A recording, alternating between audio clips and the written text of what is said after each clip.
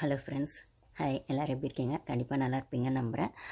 இன்றைக்கி என்ன எபிசோட் பார்த்தீங்களா? ஏதாவது இருந்த எபிசோடில் ஆல்ரெடி நான் சொல்லிட்டேன். அந்த ப்ரொமோ பார்த்தோன்னே நான் சொல்லிட்டேன். வினோத் ப்ரொமோ, சாண்ட்ரா அழுகிறது, அப்புறம் டான்ஸ் மேரத்தான், இதெல்லாம் நான் ப்ரொமோ பார்த்தோன்னே சொல்லிட்டேன். அந்த வினோத் ப்ரொமோலாம் வரும்போது அந்த டீ பஞ்சாயத்து தான் அதை தான் திருப்பியுமே வந்துச்சு. அதுக்கப்புறம் அப்போ ப்ரொமோவில் வராத அந்த நைட்டில் தூங்குற அந்த பஞ்சாயத்து உங்களுக்கு ப்ரொமோவில் வருதோ வரலையோ அதே எபிசோடில் வரப்போது. ஏன்னா வேறு எபிசோடில் வேறு எதுவுமே இல்லை அப்படிங்கிற மாதிரி ப்ரொமோ சொல்லும் போதே நான் இதையும் சேர்த்து சொல்லிட்டேன். 10 மினிட்ஸ் வீடியோவாக போட்டேன்.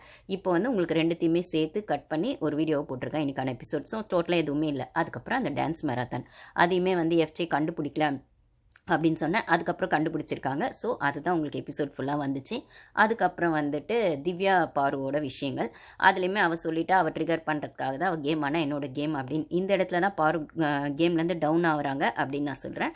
ஸோ எப்பயுமே பாரு கேம் ஆடும்போது அவள் என்ன கேம் ஆடுறா அப்படின்னு மற்றவங்களுக்கு ப்ரிடிக்டே பண்ண முடியாத வகையில் தான் இவ்வளோ நாள் அவள் கேம் இருந்தது.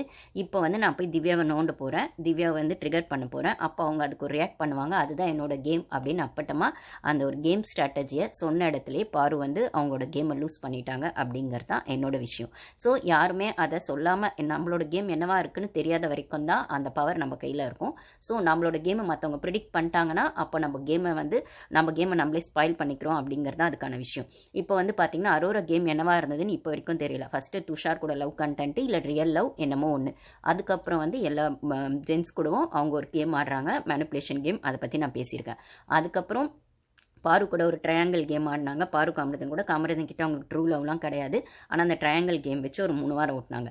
இப்போ பார்த்தா அதுலேருந்து வெளியில் நிஜமாகவே கேமுக்காக தன்னோட பொட்டென்ஷியலை போடுற மாதிரி ஃபோக்கஸ் பண்ணி இன்றைக்கி ஃபுல்லாக அவங்க டான்ஸ் ஆனது. எஃப்ஜே கண்டுபிடிக்கல. அவங்க லேட்டாக கண்டுபிடிச்சாங்க, பிடிக்கல.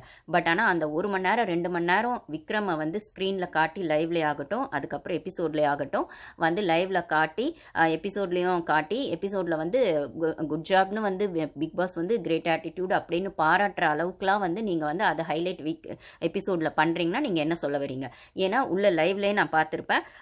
இவங்க சாங்ஸ் கண்டுபிடிக்காத அப்போவே அரோரா பிக் பாஸ் கிட்ட கேட்பாங்க, நாங்கள் இவ்வளோ கஷ்டப்பட்டு ஆடுறோம் பிக் பாஸ், குட் ஜாப் சொல்லுங்கள். ஏன்னா நடுவில்லாம் தண்ணிலாம் வாங்கி குடிச்சிருப்பாங்க ரொம்ப தாகமாக இருக்குன்னு சொல்லி. ஏன்னா அது 2 ஹவர்ஸ்க்கு மேலே லைவில் போச்சு, 2.5 ஹவர்ஸ் போச்சு. அவருமே அந்த டைம் சொல்லியிருப்பார் உங்களுக்கு 1 ஹவரில் அப்படின்னு சொல்லும்போது அது ரிப்பீட்டட் மோடில் போச்சு அந்த சாங்ஸு. ஸோ அதில் டயர்ட் ஆகிட்டு தண்ணிலாம் கேட்டிருப்பாங்க, கொடுத்துருப்பாங்க ஹவுஸ்மேட்ஸு. அப்போ குட் ஜாப் சொல்லுங்கள், அந்த பிரேக்கில் குட் ஜாப் சொல்லுங்கள் பிக் பாஸ் அப்படின்னு அதாவது அவங்க டொப்பமைன் வேணும்ல. ஏன்னா அவங்களுக்கு யாராவது பாராட்டிகிட்டே இருக்கணும், கொண்டாடிட்டே இருக்கணும், தனக்கான அட்டென்ஷனை கொடுத்துட்டே இருக்கணும் அப்படிங்கிறத அதை தான் அப்பப்போ கொடுத்து உட்கார வைக்கிறாங்க.